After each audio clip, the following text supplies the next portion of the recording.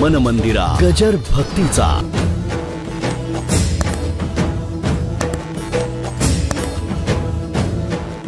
दोघ्याचं सुद्धा ऐकावं लागलं. मर्यादा पुरुषोत्तम. म्हणून मी नेहमी गमतीने सांगतो, ज्यांनी सर्वांचं ऐकलं तो राम, आणि ज्यांनी कोणाचंच ऐकलं नाही फक्त ऐकायला लावलं तो कृष्ण. म्हणून सर्व मर्यादेचे दरवाजे उघडून टाकले, खलास. आता या सर्वाचं सार विठ्ठलाच्या अवतारामध्ये आलं. म्हणून माळ घालताना जी लक्षणं सांगतो ती मर्यादेची आहेत. आणि अमृतानुभव हा लीला आहे, श्रीहरीची लीला. सुख असलं तरी लीला आहे, दुःख असलं तरी लीला आहे. पत्त्याचे डाव खेळत असताना हातात पान असून खोटं मारणं हा सुद्धा खेळ आहे. ही लीला आहे त्यातली. ते म्हणाले बरोबर आहे का, जास्ती विचार करू नकोस, खेळ आहे. तशी ती थोडीशी लबाडी केल्याशिवाय त्या खेळाला सुद्धा रंग येत नाही. तू खोटं कळतोस, आम्हाला उत्तर शिकायचं नाही, बरं नको कळू. अरे बरं आता आता पुन्हा करणार नाही. माझं बोलणं कळलं का? ही काय झाली खेळ. तसं सर्व जे खेळ आहेत ते कृष्ण अवतारामध्येच आहेत. इथे घराच्या बाहेरच पडून दिला नाही ते खेळतो कुठून. म्हणून इथे जी ओवी का सांगितलं, म्हणून ये आत्मलिळे नाही आण कांटाळे, आता ययाची या तुळे हाच यया. आत्मलीळा, इथे कुठे कंटाळा नाही, कौतुकाने चाललेलं आहे सगळं. एखादी बाई स्वयंपाकिनीची नोकरी करते, पण परिस्थितीजन्य नोकरी करते, आवड म्हणून करत नाही ती. घरच्यापेक्षा स्वयंपाक जरी चांगला जिथे काम करते स्वयंपाकने केलं तरी सुद्धा नोकरी जाऊ नये म्हणून.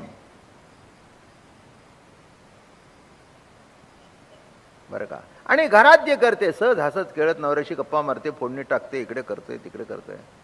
अगं आज मीठ कमी झालं, मग थोडंसं घ्या ना घालून. लीला आहे. तसं अमृतानुभवामध्ये भगवंतानी ज्ञानेश्वर महाराजांनी विश्व हे प्रभू प्रेमाची लीला कशी आहे हे सांगितलं. बरं का. म्हणून आत्म्याच्या ठाई उपबीजे ऐसे नाही, तयाच्या उपमा काही तोचे असे. त्याला काय उपमा द्यावी. निरुपम नाही का. याच्यासारखा हाय म्हणावा, हा कुणासारखाच नाही. कारण कुणासारखा म्हणावा तर ज्याला कुणासारखा म्हणावा तो तोच आहे. कुणासारखा म्हणता. म्हणून निरुपम, ज्याची तुलना होऊ शकत नाही आहे ती लीला आहे. बरं का. म्हणून अख्खं युद्ध सुद्धा लीला म्हणूनच झालं. माझं म्हणणं कळलं का. लीला म्हणूनच झालं. त्या मृत्यूचं अमक्याचं कुणालाही दुःख वाटून दिलं नाही. वाटलं तरी समजूत काढली, गीता सांगितली, तत्वज्ञान का सांगितलं, याला का मारायचं म्हणून. कळलं का तुम्हाला. अहो हा गुरु आहे, गुरुर ब्रह्मा गुरुर विष्णू, याला मारू नाही. नाही पण ह्याला मारलाच पाहिजे. का मारला पाहिजे. आणि अधर्माची साथ दिली. भीष्मालाही मारलाच पाहिजे, द्रोणालाही मारलाच पाहिजे. माझं बोलणं कळलं का. म्हणून ही सगळी लीला आहे. काय म्हणून या ठिकाणी अमृतानुभवाच्या माध्यमातून चित तत्वाचा विलास सांगितला. थोडंसं बोलता बोलता सहज, काल नामदेव महाराजांचं पुण्यस्मरण होतं, आज सावतोबा महाराज आहेत.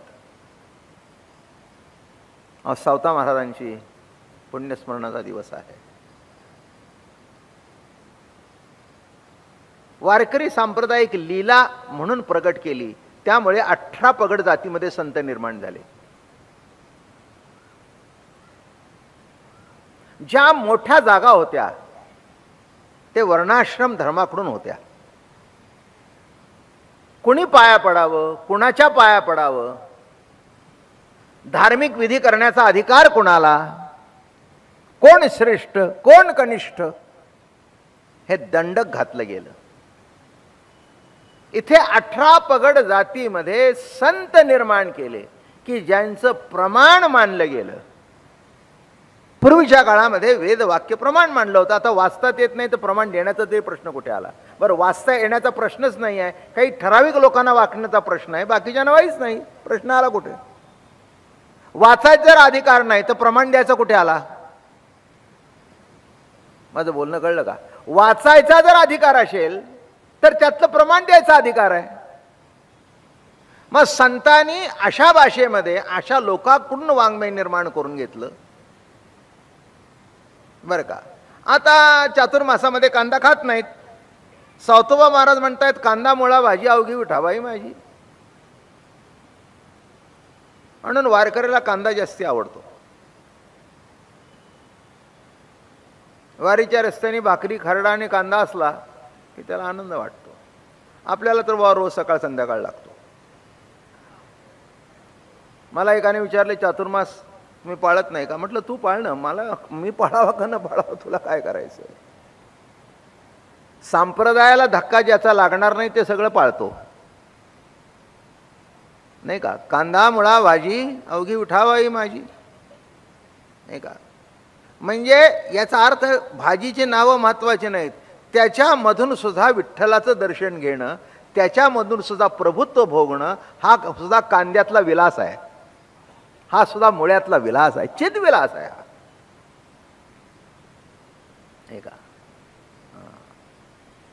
भक्तीचा मळा फुलवला त्यांनी.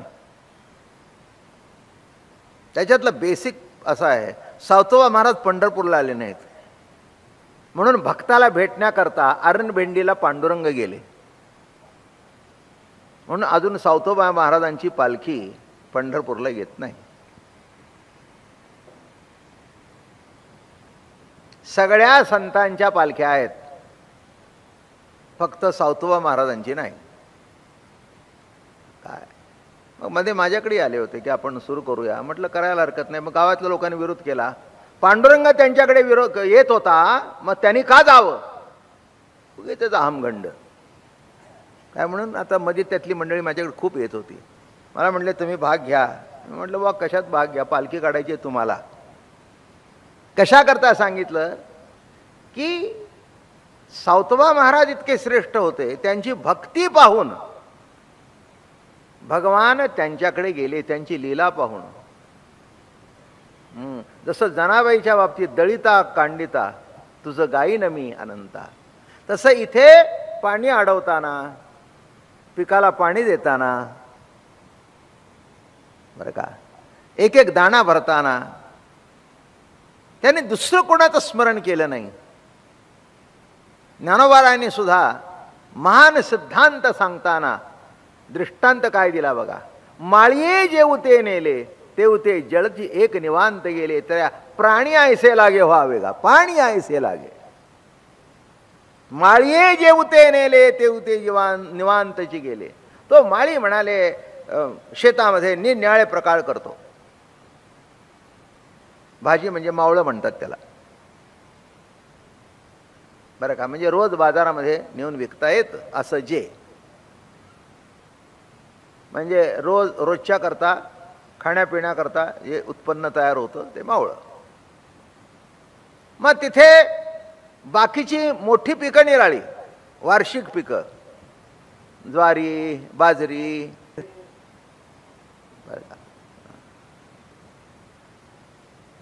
ज्ञानोबा लिहित आहेत ते पाणी कधी प्रश्न करत नाही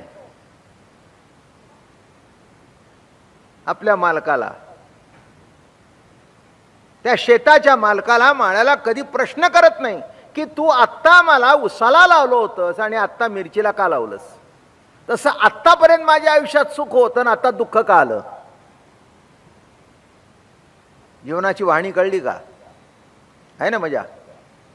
पाणी म्हणतं काही नाही, ती अशी मोठी दारी असतात आणि हा मिरचीचा वाफा आहे. मग तिथलं काढलं की तिथे गेलं, पुढचं बंद केलं, मग इथलं बंद केलं, पुढे कारल्याचे वेल होते ते काढून टाकलं, कारल्याला लावलं. ते मिरचीलाही गेलं, कारल्यालाही गेलं, उसालाही गेलं. माझं बोलणं कळलं का? तसं जीवन तुमचं कडूही असेल, गोडही असेल, तिखटही असेल. याच्याबद्दल आणि गंमत सांगायची अशी आहे, एका पाण्यातूनच ही वाढ होते. प्रत्येकाला भिन्न पाणी नाही, भिन्न पाणी नाही, भिन्न जमीन नाही, फक्त बीज निराळा आहे. पण जसं जसं पाणी तक्रार करत नाही. माळीये जेवते नेले तेवते जळ निवांतची गेले, तया पाणी आईसे लागे व्हावेगा, करणे का न करणे हे आघवे तोच जाणे, विश्व चळतसे येणे परमात्मेनी. काय करावं काय नाही हे तो जाणतो, चर्चा करू नकोस. म्हणून ज्ञानेश्वरीत आणि गीतेमध्ये फरक आहे. गीता सांगते फळाची अपेक्षा करू नकोस, तू करता होऊ नकोस. कोणाला पटो नाही तर न पटो, मला कधी पटलं नाही. ते म्हणाले इतके शहाणे झालात का? मी शहाणा बेणं झालं नाही, पण नाही म्हटलं म्हणजे अज्ञानी असं म्हणा. गीता म्हणते कर्म करा पण फळाची अपेक्षा करू नये. मग युद्ध कशा करता केलंस? फळाची अपेक्षा करू नये तर खोटं करून द्रोणाचार्याला का मारलंस? हा सूर्य हा जयद्रथ म्हणून का मारलंस? म्हणजे तू सुद्धा फळाची अपेक्षा करूनच कर्म केलंस ना. तुला एकट्याला कर्मच नव्हतं म्हणून जग निर्माण केलंस ना. एकलेन कंठवे म्हणून या येणे केली निर्माण 14 भुवने. त्याच्यातून आनंद भोगण्याकरताच जर कर्म केलंस. म्हणून गीता सांगते कर्म करावं, कर्मफळाची अपेक्षा करू नये. आपल्याला जमायचं नाही. तुम्ही म्हणाल बाबा महाराज मला जमणार नाही. मला असं वाटत नाही की सगळ्या पुण्यातली कुत्री माझ्या पुढे येऊन बसावीत.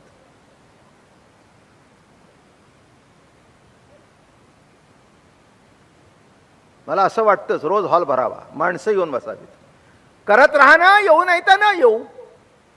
नाही, मी काही साधू बिधू नाही, ऋषी नाही, मुनी नाही, साधा सांसारिक माणूस आहे.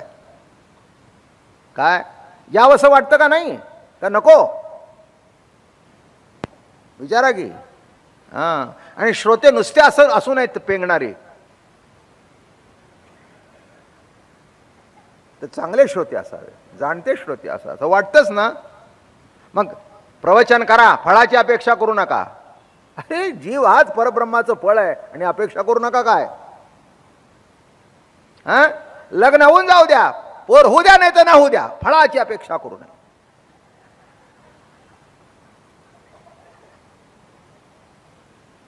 म्हणून कृष्ण माझ्याशी कधी वादा करता आला नाही. सगळं पांडुरंगाचं आमचं जमून गेलं बघा. नुसतं जमून गेलं नाही तर त्याचे मान भगवत म्हणतात.